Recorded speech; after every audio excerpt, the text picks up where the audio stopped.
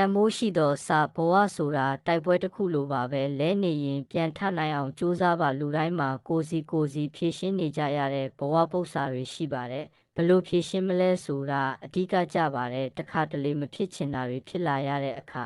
အကောင်းဆုံးရင်ဆိုင်ကြော်ဖြတ်လိုက်ပါဖြစ်ချင်တာထက်ဖြစ်တင်တာကိုဦးစားပေးလုပ်တာပိုကောင်းပါတယ်အမှားတစ်ခုလုံးမိတဲ့အခါဝန်ခံတတ်ပါစေဘဝသီအိုရီတွက်ချက်ရတဲ့အခါမှားကိုမကြောက်ပါနဲ့အမှားဆိုတာ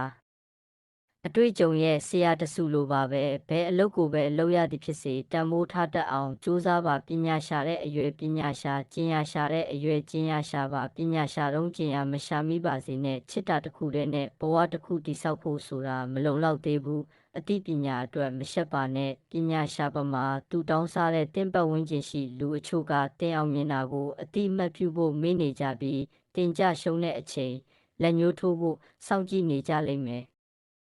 လူတိုင်းကိုမယုံမိပါစေနဲ့တင်တဲ့ပတ်သက်သူတိုင်းလက်ထဲမှာမမြင်နိုင်တဲ့ဓာတ်တလက်ရှိနေတတ်တယ်ကိုယ့်အပေါ်မှားလုံးမိတဲ့အခါခွင့်လွတ်နိုင်ဖို့ကြိုးစားလိုက်ပါငွေကြေးနဲ့ပတ်သက်ရင်လူတိုင်းအပေါ်အယုံမလွယ်ပါနဲ့အားနိုင်ရင်ခါပါတတ်တယ်မဖြစ်နိုင်ရင်လိမ္မာပါနှက်စွာရဲရဲညင်းဆိုပါမဖြစ်နိုင်တာကိုမမျှော်လင့်ပါနဲ့မျှော်လင့်ချက်ကတနေ့ဒုက္ခပေးတတ်တယ်ချစ်တော့ချစ်ပါနှလုံးသားနဲ့အရင်ခံစားပြီးမှအုံနောက်ကပြက်ပြက်တသားဆုံးဖြတ်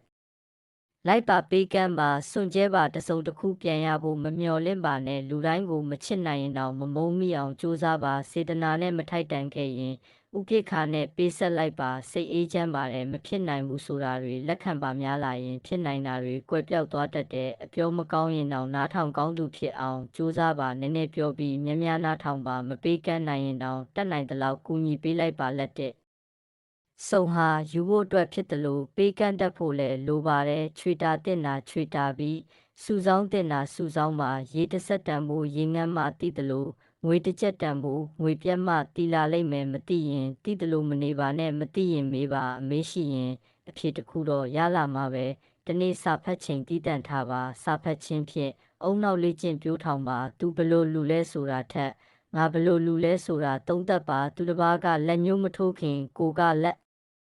မထောင်နိုင်အောင်စူးစမ်းပါအချိန်မီကျေးဇူးတင်စကားပြောဖို့မမေ့တင်တယ်လို့တောင်းပန်စကားပြောဖို့လဲဝင်မလေးမိပါစေနဲ့လူအချို့ကဝေဖန်လာရင်လက်ခံနိုင်ဖို့စူးစမ်းပါအောင်မြင်တဲ့လူတစ်ယောက်ကပတ်ဝန်းကျင်ရဲ့ဝေဖန်ခြင်းတန်ခံနိုင်ရရှိကြရတယ်ရဲရဲရင်ဆိုင်ဖြတ်ကျော်ပါ